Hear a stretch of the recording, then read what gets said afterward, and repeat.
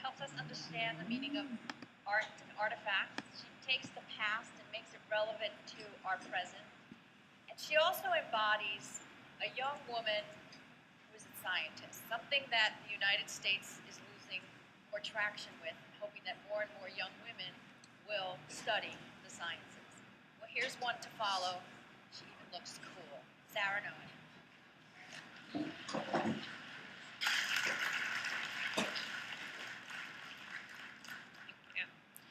Florida is one of the most archaeologically rich places in the world. I see already a few people shaking their heads, but it's true. When people think of archaeology, they tend to think of these massive stone structures that you can walk through.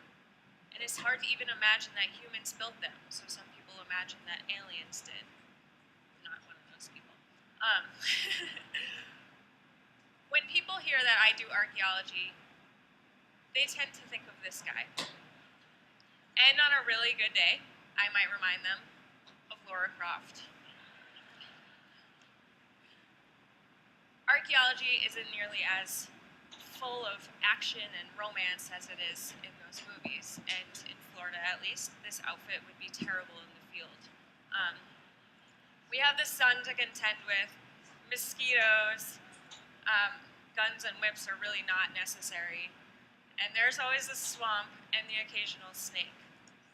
She's much better suited now. In archaeology, the people that I work with tend to have one thing in common. And then that's that they get really super geeked out about the things that they're looking at and the things that they find. And they tend to huddle over them and ooh and ah. And I go and see what it is, and they hold it up. And it's a dirty piece of broken pottery or a rusty nail. But the things that we find don't need to be beautiful. The things we make have one supreme quality, and that's that they live longer than us. Someone's trash or a modified shell that's been left there for thousands of years tells us a story of people, and it means something. And these things in Florida have been around and are found and tell us the story of the past 12,000 years that people have been living in Florida. You heard me right. 12,000 years people have been living in Florida. We're going to grab hands and cram into the DeLorean right now and go back about 12,000 years. 12,000 years ago in Florida, the state was twice the size that it is today.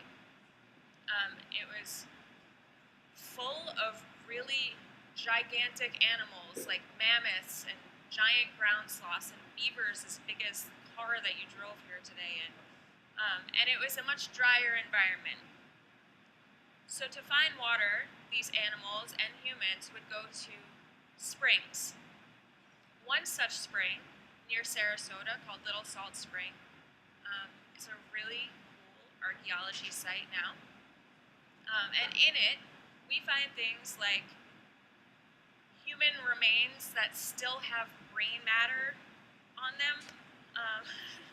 But cooler than that, it's hard to beat.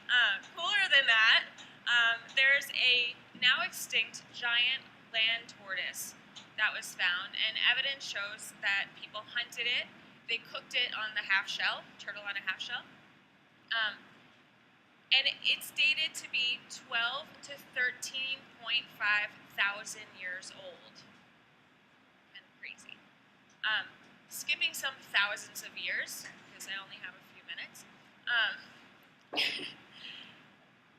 The environment in Florida starts to get warmer and wetter. The coastline is similar to the way it is today. Another site, Key Marco. Now, Key Marco has thousands of wooden artifacts that were found in the muck there. These artifacts were carved with shark teeth and shell, and they were painted these bright colors. They have movable parts. Also, this is known as one of the most intricate sculptures that was found from this time, called the Key Marco cat. All of these sculptures and all of this artwork shows how great of artisans they were. And the Key Marco cat in particular just always reminds me of a grumpy cat.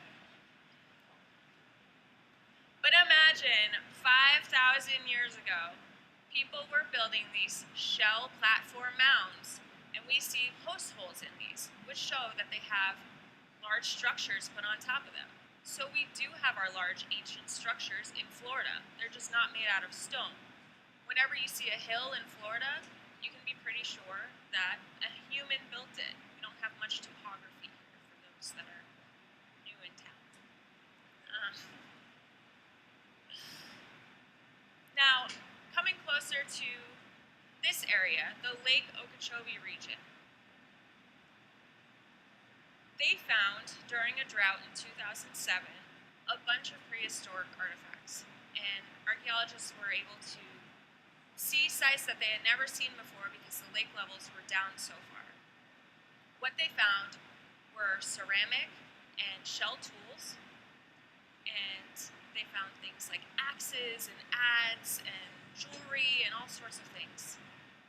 This is a conch shell. Conchs are delicious, but they're terrible walkers. They're really slow. So a marine shell at Lake Okeechobee, which is in the center of the state, probably didn't walk there. So this site really shows how great of trade networks they had there. People were using dugout canoes, they were going east and west and north and south and trading information and trading goods. So that's the amazing thing about this site.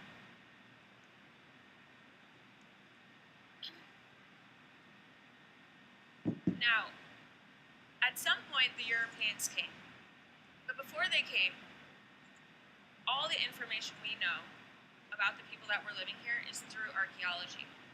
About 500 years ago is the first time we have any written record or drawings on the people that were living here. When they came, one of the explorers had an artist with him who told another artist, so it's secondhand information, about the Timucua in St. Augustine. And these are some of the drawings that were published in 1591, showing the Timucua. Now, we have to take these with a grain of salt because you can see in this image there are mountains. I mentioned before that there are no mountains in Florida. In this one, there's a crocodile with biceps as big as Ricky Williams. That was last night. And in this one, there's a shell, but it's a Pacific nautilus shell. Those are not found in the archaeological record, and they're not available in that area. They would more likely have been using whelk. So basically what this shows is that archaeology, even when you have the written history, archaeology is the best way to find out about the people that were living here. There's a problem, which is that looters take some of the information out of the ground. And everything that they take, we lose information about the people that were here. So it's sort of a race against looters that we have. I think that each item tells a story that deserves to be told. It's everybody's history. It's not one person's, and it doesn't belong on eBay being sold or on some person's mantle. Each item tells a story about humanity, about culture, about a person, and those stories deserve to be told. Thank you.